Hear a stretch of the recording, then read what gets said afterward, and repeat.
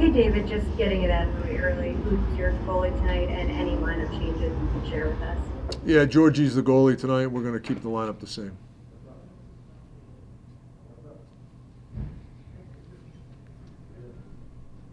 Okay, are there any other questions?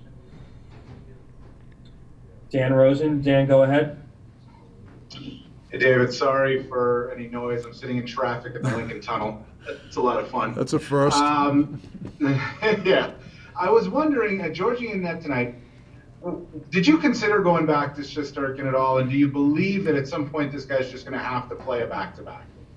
No, I didn't think of going back to Shesty. Georgie played well in his last start, and you know, we feel confident in both goaltenders. And at some point in time, Shesty will play back to back, but that would be 3 and 4 too. So that's the other piece of the puzzle in this shortened season. It's not just the back to back; it's the 3 and 4.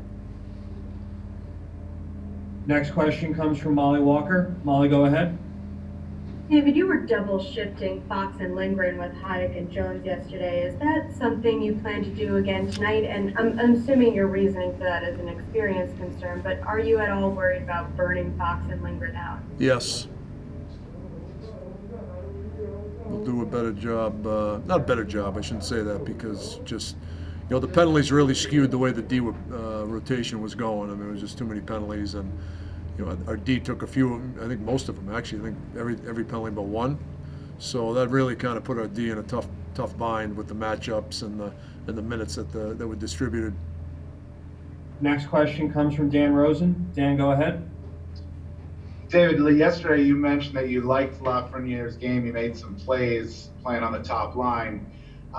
Do you think he's just improving in that aspect where he's making more plays, or is it something about playing with those two guys where he's comfortable making plays to them? No, I've liked the direction of his game for the last 3 weeks. I think there's definitely another level he's gone to from a pace standpoint. You know, he's been a little bit more physical, which has allowed him to create a little bit more offense. So I just really like the direction of his game, and obviously playing with those two guys, there might be a little bit more offense with him too. Next question comes from Molly Walker. Molly, go ahead. Last night, when you were trying to describe a reason for you guys falling short, you cited the team potentially understanding their position, you know, the uphill battle they have to squeak into the playoffs. What's your approach as a coach when that kind of mentality is on your radar? How do you handle that? Well, we talked about the fact that we're professionals here, and winning feels a hell of a lot better than losing. I don't care what your situation is, but you got to put the effort in to win. I mean, winning isn't easy. And I thought yesterday was a tale of two games. I thought for the first 30 minutes we were pretty good, actually. And I know people, when a game ends, you tend to just remember the last 30 minutes, which was, you know, littered with penalties and just not anything near what we need to do.